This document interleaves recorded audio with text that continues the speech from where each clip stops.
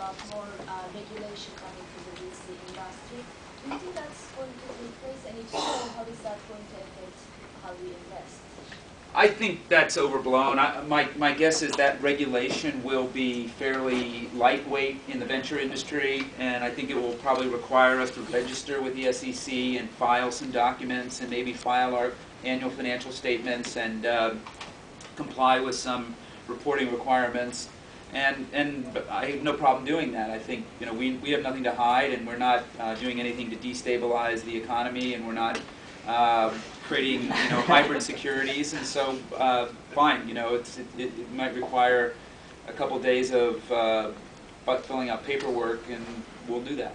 But no change in how you invest? I don't anticipate that people who are truly doing venture capital are going to get impacted in any way.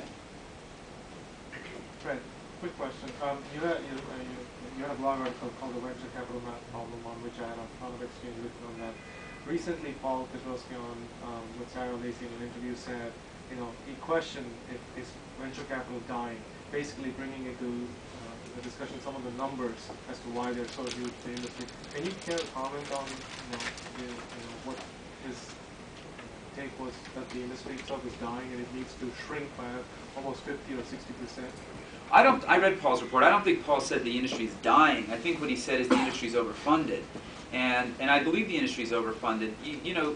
There's about $25 to $30 billion a year coming into venture capital funds. And our job is to return 3x that to our limited partners after fees and carry.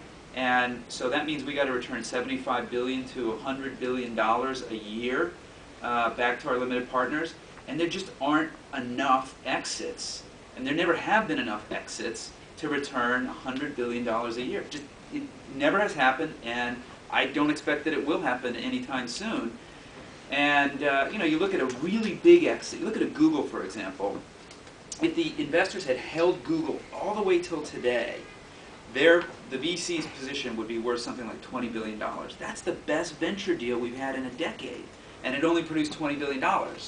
And so I don't think that the math works, and I think what has to happen is that venture capitalists have to start managing smaller fund sizes.